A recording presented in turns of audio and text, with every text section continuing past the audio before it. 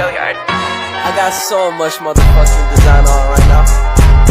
Break it down, bring it back, make it clap. I got 3 old thoughts, new block, wear that thing. Bitches on my line, and you know they come straight. Hold up, what it not, 45. Assalamualaikum warahmatullahi wabarakatuh. Masih dengan saya Sama Maulida dari kelas 12 RPL SMK Cendekia Kabupaten Tasikmalaya. Pada video tutorial membuat proyek web SPP sekolah menggunakan framework CI4 pada tahap 29 sampai tahap 23 ini, saya akan membuat fungsi pencarian untuk tabel siswa, tabel kelas, tabel SPP, tabel petugas, dan juga tabel pembayaran.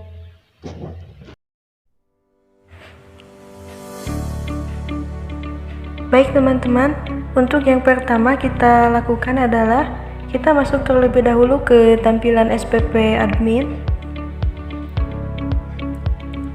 untuk menyisipkan kode pencarian. Nantinya kode pencarian itu akan ditempel di masing-masing indeks tabel. Nah, ada sebuah script untuk menentukan pencarian yang nantinya berfungsi untuk melakukan pencarian itu sendiri. Kita tempelkan di sebuah indeks.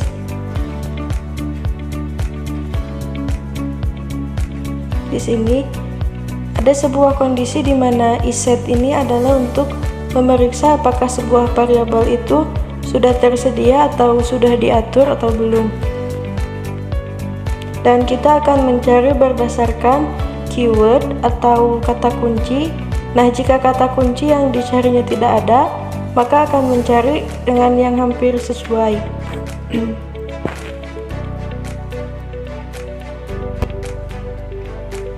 Kemudian kita copy paste dan tempelkan di masing-masing indeks. Karena pencarian yang dilakukan ini sama scriptnya. Setelah kita selesai menyisipkan script ini, selanjutnya kita akan masuk ke bagian model. Yang pertama, di bagian siswa model, kita akan sisipkan sebuah script berupa fungsi cari siswa. Ini gunanya untuk menyisipkan atau menentukan pencarian berdasarkan apa. Seperti itu. Nah, di sini ada public function cari siswa. Ini disimpan di bagian model. Jadi di model itu ada sebuah fungsi cari siswa dengan ada nama where, nama, dan like.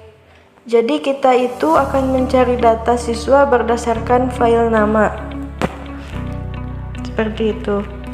Nah, setelah itu kita akan sisipkan fungsi cari siswa ini di masing-masing model.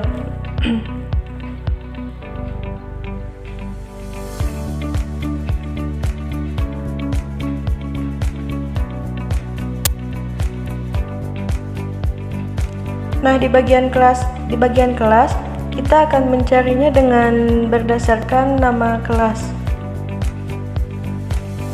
Jadi kita akan mencari data kelas dengan berdasarkan nama kelasnya.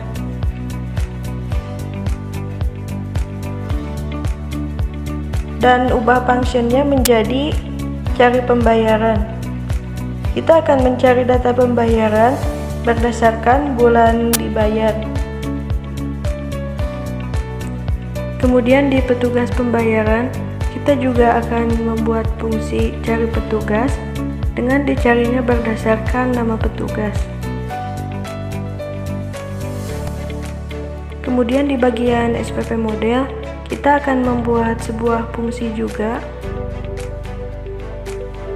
cari SPP dengan dicarinya berdasarkan tahun. Nah, sekarang kita akan masuk ke localhost-nya untuk mengecek fungsinya.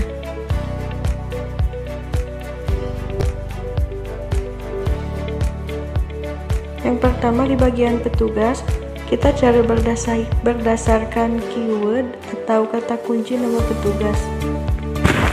Misalnya kita cari Novita. Nah, maka akan muncul data petugas. Dari nama petugas Novita. Seperti itu.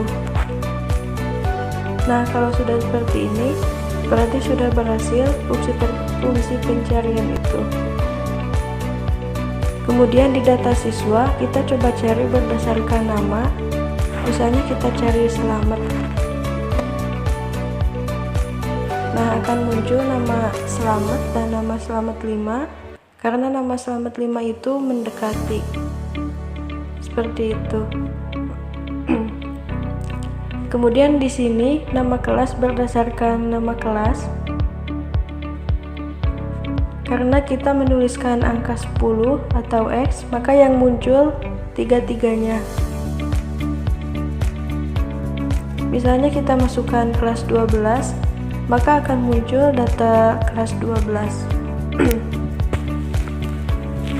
Nah, di sini ada error karena di sini ada yang terlewat. Kita coba masuk ke PS Code dulu. Nah, di cari siswa ini kita masih belum diganti. Cari SPP seperti itu. Makanya tadi ada error. Nah, kita refresh dulu seperti ini. Nah, kalau sudah begini berarti sudah berhasil. Kemudian kita coba cari dengan berdasarkan tahun, yaitu tahun 2022, maka akan muncul data dari tahun 2022. Kemudian di tabel pembayaran, kita akan coba cari berdasarkan bulan. Bisa bulan Maret. Nah, maka akan muncul data berdasarkan bulan Maret. Nah, jadi itu saja proses pencarian yang bisa saya lakukan. Terima kasih. Wassalamualaikum warahmatullahi wabarakatuh.